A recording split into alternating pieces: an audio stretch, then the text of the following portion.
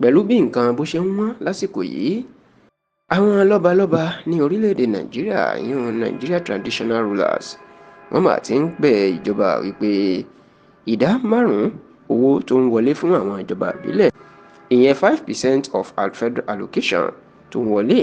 tí wọ́n yọ sílẹ̀ fáwọn ọba àwọn orí adé káàkiri gbogbo Nàìjíríà, wọ́n ní àwọn kò fẹ́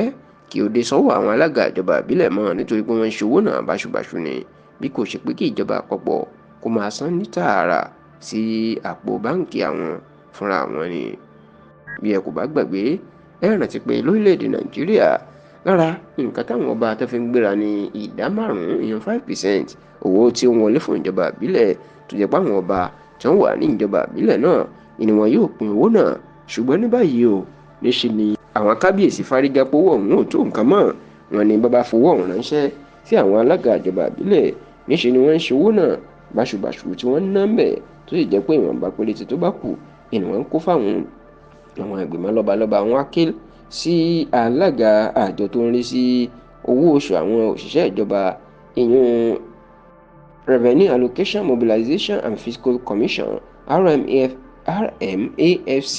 wípé kó gba àwọn ò kó jẹ́ kí wọ́n máa san owó ìdá 5 náà ká máa san sínú àkáǹtì àwọn lọ́balọ́ba fúnra wọn, kí má kọ́kọ́ jẹ́ kó gba ọ̀dọ̀ àwọn gómìnà kọjá mọ́. Wọ́n ní àwọn kan sára sí ààrẹ Bọ́lá Ahmed Tinubu bó ṣe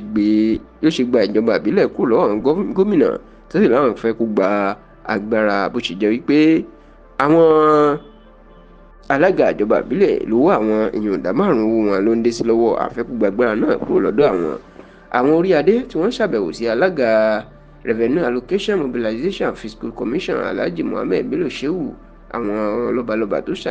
ṣàbẹ̀wò sí wọn ní àwọn ọba láti ìpínlẹ̀ Nasarawa, bẹ́ẹ̀ ló jẹ́ pé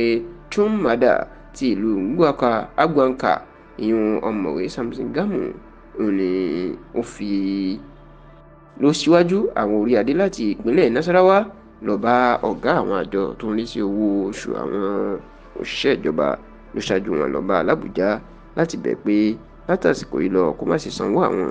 sí àkáǹtì àwọn ìjọba ìbílẹ̀, bí kò ṣe kó máa san sápò àwọn kábíyèsí tààrà.